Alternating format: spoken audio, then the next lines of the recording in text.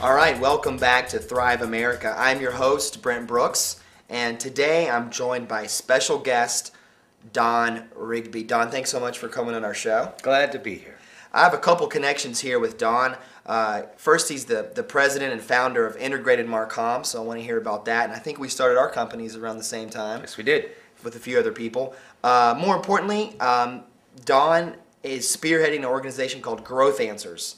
And this is a great endeavor that Don has begun. He's attracted some experts in the field of marketing, and he's created this one-stop shop for clients. So if they come and they need one particular aspect of their company worked on from a marketing standpoint, whether that be your website, your telemarketing, your branding, video production, things of that nature, creative solutions, Don can help steer those people in the right direction.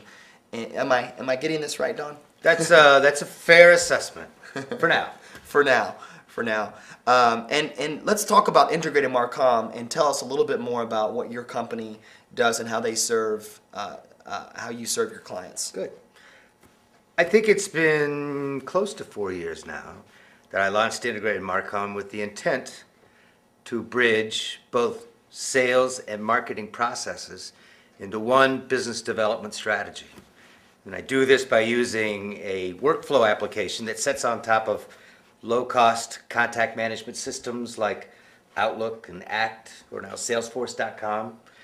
And it allows salespeople to engage more effectively with their prospects. And it allows account managers to advance their relationships with existing customers, ultimately to become clients for life. What's interesting is marketing really is a linear process, and it starts off with a name, address, phone number, and it ultimately ends up with a client for life. In this space in between, we can map out. We can really walk people through the different stages of relationship that you have to go through before you become a customer. After you become a customer, there's a small phase where you might wonder, did I make the right decision? Well, we can counter that thought process with communications. It says, yes, you did make the right decisions. Here's what you could expect going forward. And ultimately, there's cross-sell, upsell, referral systems that can go into place once they become a customer. Ultimately, the goal is client for life. This is a client that you will serve forever. And that client will not second guess and not go out for second bids and second quotes to get certain services that they know they're going to get the best from you. And you're going to be fair and equitable with them every transaction. That's where you want all your customers to be. To get there, it takes time, it takes communication, it takes relationship. And we just keep advancing those every time.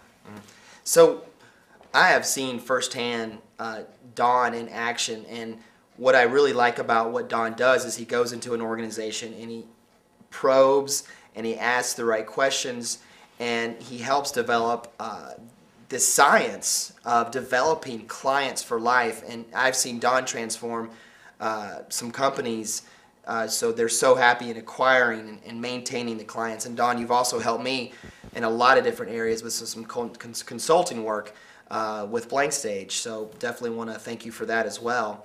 Don, you're an expert on relationship marketing, and I want you to educate our viewers on what relationship marketing is and why it's important. We're all consumers, so we've all bought a lot of things in our lifetime, and I know nobody makes a purchase until there's that feeling of trust, that feeling of I'm going to be better with you on my side versus not. So we're always looking for ways to build bridges of trust, build bridges of relationship to advance the rapport so that people can feel good about making a purchase decision in your favor. People buy for different reasons. First of all, companies don't buy anything, right? People buy. And they buy from individuals because of their character. They buy from companies because of their brand. The brand is what companies stand for. Above and beyond shaking the money tree, okay? Your company stands for something grander than making money. If it doesn't, then you need to rethink your brand. Brent is a good example of that. Brent's a videographer. He is a storyteller. And he ultimately has a cash positive business. But the things that drive you, the things that make you attractive to individuals is your heart and your spirit and what you care about telling the right stories in creative ways.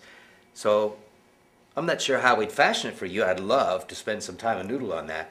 But that's what I do for clients now, is I help to define what their brand is, what their brand values are. And I help people inside the company to embrace that brand in not what they say, but in what they do.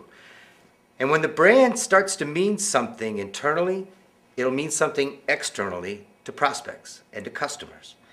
And that's when we have what I call unified messaging. When the letters agree with the sales talk, agree with the website, agree with the brochures, guess what? We don't have any confused prospects anymore.